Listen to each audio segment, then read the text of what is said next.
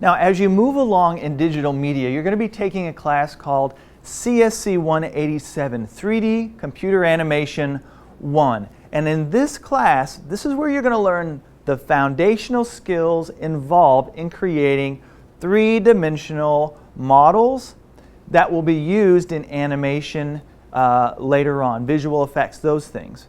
And so in Computer Animation 1, you're going to begin by learning how to model, polygonal modeling. And you're going to be learning how to create digital lighting. You're going to learn how to take a reference object and learn how to model it in detail. So let's take a few minutes to look at a couple examples. We're going to be looking at the first project in Computer Animation 1. And in this, it's called a tonal study. You're going to be studying and looking at architectural types of objects and trying to recreate them. Now, not exactly, but getting the idea of a structure.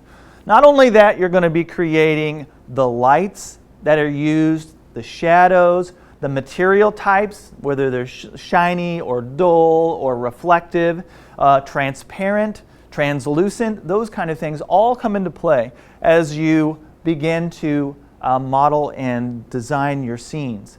Now, another thing that you have to think about is you have to think like a cinematographer. How would I picture or capture this idea? So you have to create cameras and shoot through a digital camera or a virtual camera in the scene to create interesting and compelling points of view of your object. So the first project is what's called a tonal study.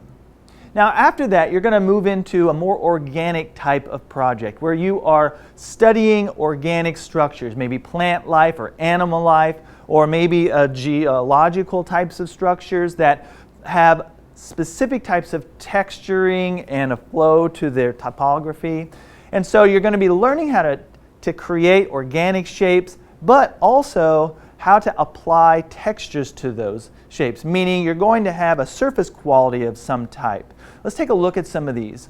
Now, in these examples, you want to pay attention to the texturing, how the surface quality looks. It can be very complex, it can be very, I would say organic, but it can be kind of grotesque at times too.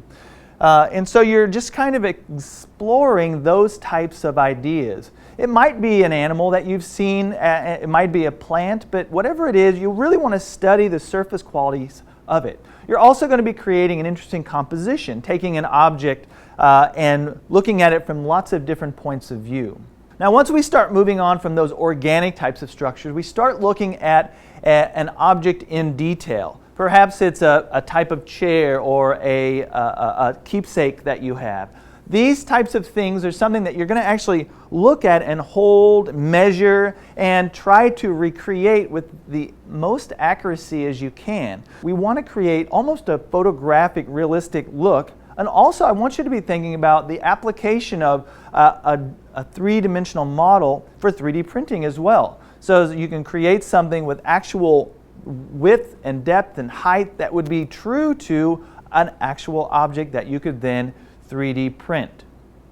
And so with this kind of information, it's quite exciting because it's fairly limitless in what's possible. We have the ability now to create objects digitally, three-dimensional objects, and then they can become a physical object in the end.